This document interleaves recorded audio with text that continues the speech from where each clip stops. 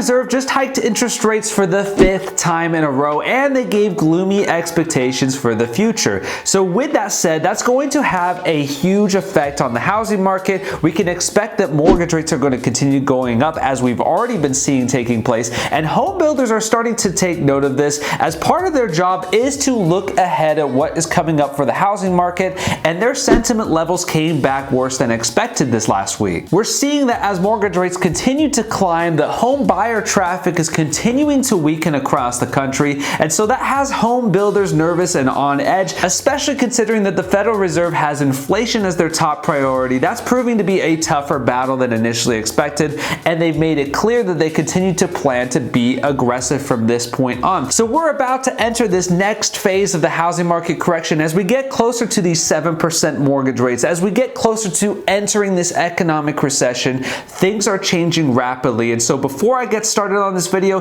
do me a favor and support the channel by smashing that like button, and if you haven't already done so, definitely subscribe and hit that notification bell to watch more content like this. And with that said, let's jump into it.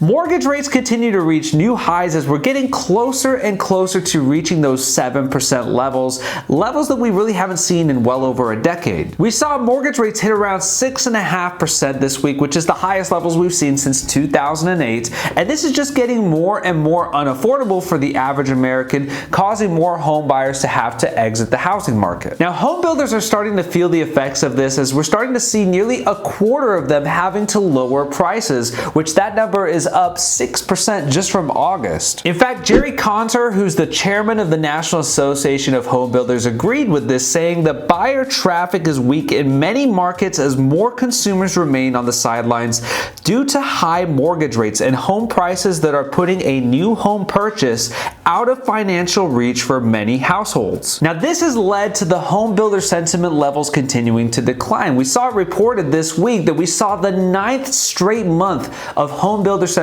declining, as we saw it hit a 46 rating on the index. Now, this number was worse than expected, and it's important to put it into context that anything below a 50 rating on this index is considered a negative sentiment level. So we recently hit the 49 mark. That was considered negative at that point, and now we're gone down to 46, which is even more negative than before. And we can expect this to continue as home builders are having to pull out all the stops with incentives and price cuts in order to attract these home buyers. In fact, Chief economist Robert Dietz said that in this soft market, more than half of the builders in our survey reported using incentives to bolster sales, including mortgage rate buy-downs, free amenities, and price reductions. This reality is why we've seen the sentiment levels go from an 83 rating earlier on in the year now down to a 46 rating, and this is the lowest rating we've seen really since May of 2014, except for the exception of the pandemic early on. Now, we also saw the latest data come out for housing starts and builder permits, and for the most part, it pretty much coincided with the negative sentiment we're seeing amongst home builders. For starters, we saw builder permits drop over 10% in just 1 month, from an annualized rate of 1.685 million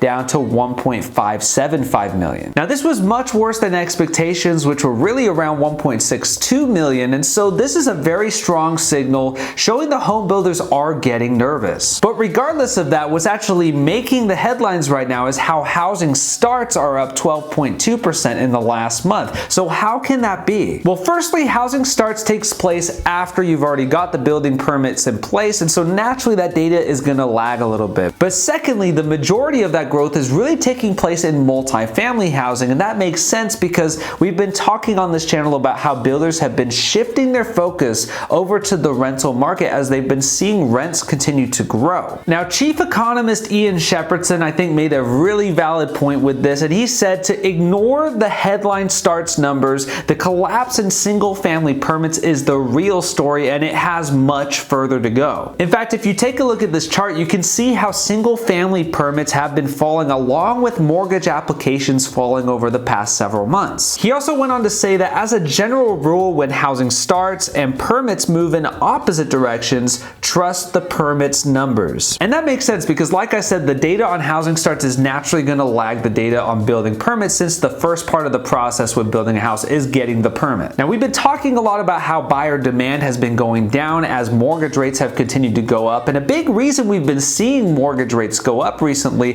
has been inflation. You see, as inflation continues to be a problem, we know the Federal Reserve plans to stay aggressive on its monetary policy until it can get inflation down to those 2% levels. So as inflation data came back this week and we got worse numbers than expected, that led investors to believe that the Fed is only going to double down, continue hiking rates, and stay aggressive, maybe even get more aggressive on their monetary policy. So naturally, with these inflation concerns, we saw weaker demand with Treasury bonds, and that combined with the Federal Reserve hiking interest rates again as expected, but also having gloomier projections for what the future holds with the economy, all of that ended up leading to the 10-year Treasury going up to over 3.6%. Now, this has a correlation with mortgage rates because typically as the 10-year Treasury goes up, so do mortgage rates. And so what we've seen is that as mortgage rates have surged, it's indirectly been caused by these investors reacting to the inflation data coming back and what they essentially expect the Federal Reserve to continue to do with their monetary policy. Now, speaking of which, the Fed did have their latest meeting this last Tuesday, Wednesday, and they ended up hiking interest rates a total of 0.75%,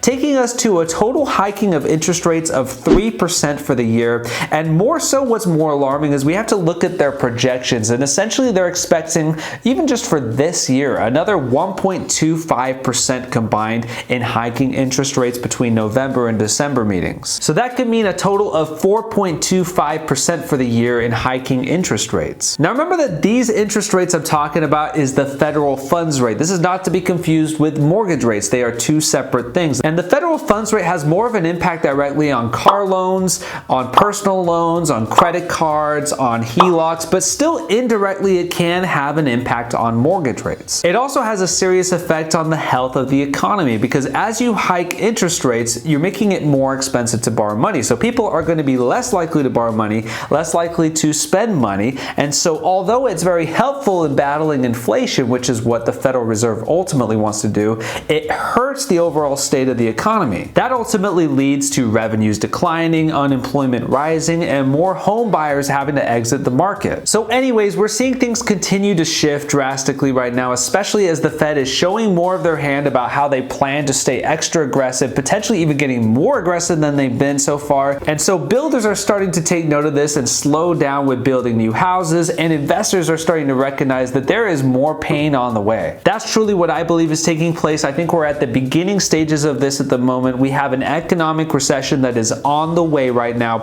and we're entering the second phase of this housing market correction that is only going to get worse as mortgage rates continue to get higher and buyer demand continues to plummet. So with that said, I hope you guys enjoyed today's video, and if you did, do me a favor and support the channel by smashing that like button, and if you haven't already done so, definitely subscribe and hit that notification bell to watch more content like this. Also, let me know your thoughts in the comments below and I'll do my best to respond. Finally, follow me on Instagram and TikTok at The Out of State Investor, and if you enjoyed today's video, I'm gonna highly recommend checking out one of these two videos over here.